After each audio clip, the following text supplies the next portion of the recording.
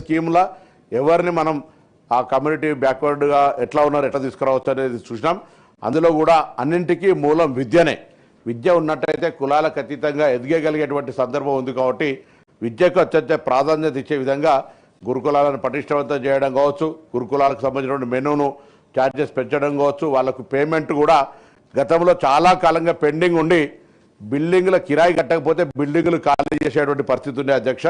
దాని నుంచి ఈరోజు పేమెంట్ ఎప్పటికప్పటికి క్వార్టర్లీ క్లియర్ చేసుకుంటూ ఎక్కడ కూడా ఆపరేషనల్ ఇబ్బంది లేకుండా అడిషనల్ కొంత ఇన్వెస్ట్మెంట్ అడిషనల్ అదర్ స్కీమ్స్కు సంబంధించి అంటే స్కిల్ డెవలప్మెంటో లేకపోతే లోనింగో లేకపోతే వాళ్ళకు సెల్ఫ్ ఎంప్లాయ్మెంట్కి సంబంధించిన ఇష్యూలో కొంత ఉండొచ్చు. కానీ అది కూడా రాజీవ్ వికాసం ద్వారా మేము ఆ రోజు పరిష్కారం అయితే అనుకున్నాం. కొంత ఈ జాప్యం జరిగినా తప్పకుండా మరొక్కసారి మీ ద్వారా గౌరవ సభ్యులకు అందరూ కూడా తెలియజేస్తాను, ఈ ప్రభుత్వం బలహీన వర్గాల అభివృద్ధికి కట్టుబడి ఉంది.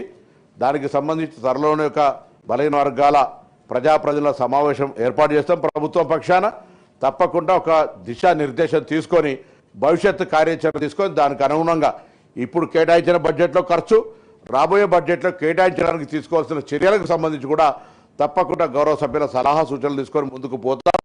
ఎక్కడ కూడా ఏ అంశం లోపల కూడా అటు హాస్టల్స్కి సంబంధించినటువంటి ఫుడ్ కాంప్రమైజ్ కాకుండా ఎప్పటికప్పుడు పర్యవేక్షణ జరుగుతోంది.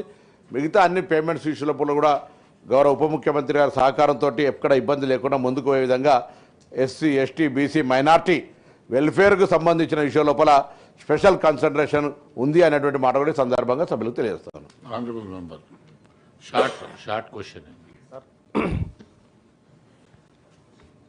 సార్, ప్రభుత్వం బలహీన వర్గాల సంక్షేమం కోసం కట్టుబడి ఉంది అని చెప్తా ఉన్నారు సార్. ఏం చెప్తుంది ఆ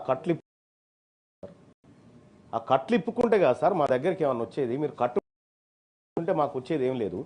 మంత్రి గారు దయచేసి మీరు చెప్పండి సార్, ఈ లెక్కలు చూసిన తర్వాత మీకు ఏమైనా గుండె తరక్కపోతలేదా సార్?